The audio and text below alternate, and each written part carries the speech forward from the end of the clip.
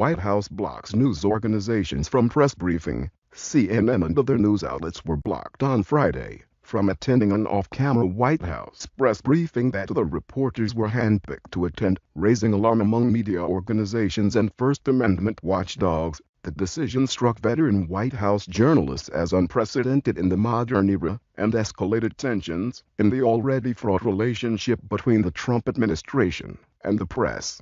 The New York Times, the Los Angeles Times, Politico, BuzzFeed, the BBC, and The Guardian were also among those excluded from the meeting, which was held in White House Press Secretary Sean Spicer's office.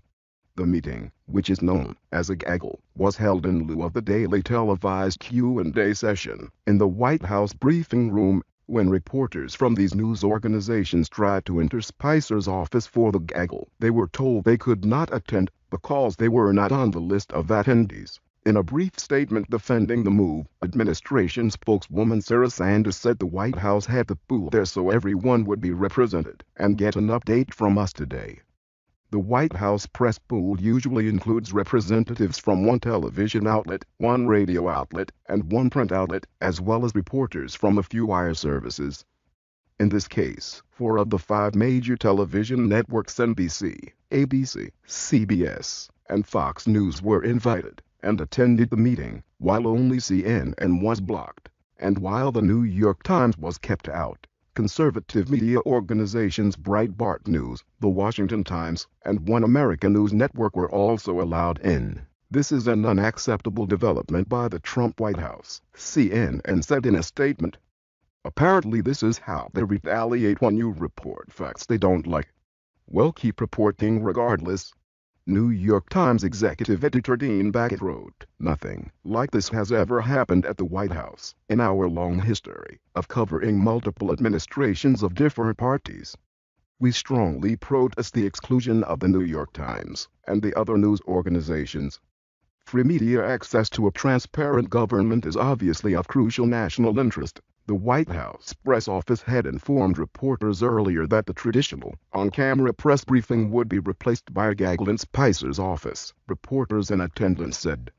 Asked about the move by the White House Correspondents Association, the White House said it would take the press pool and invite others as well. The WHCA protested that decision on the grounds that it would unfairly exclude certain news organizations, the reporters said. The White House did not budge, and when reporters arrived at Spicer's office, White House communications officials only allowed in reporters from specific media outlets. CNN reporters attempted to access the gaggle when it began at about 1:45 p.m. As they walked with a large group of fellow journalists from the White House briefing room toward Spicer's office, an administration official turned them around, informing them CNN wasn't on the list of attendees. Reporters from the Associated Press, Time magazine, and USA Today decided in the moment to boycott the briefing because of how it was handled. Asked during the gaggle whether CNN and the New York Times were blocked because the administration was unhappy with their reporting, Spicer responded, "We had it as pool, and then we expanded it, and we added some folks to come cover it. It was my decision to expand the pool." Several news outlets spoke out against the White House's decision. The Wall Street Journal strongly objects to the White House's decision to bar certain media outlets from today's gaggle, a journal spokesman said. "Had we known at the time, we would not have participated, and we will not participate in such closed briefings in the future." The White House move was called appalling by Washington Post executive editor Marty Baron, who said the Trump administration is on an undemocratic path. Politico editor-in-chief John Harris said that selectively excluding news organizations from White House briefings is misguided.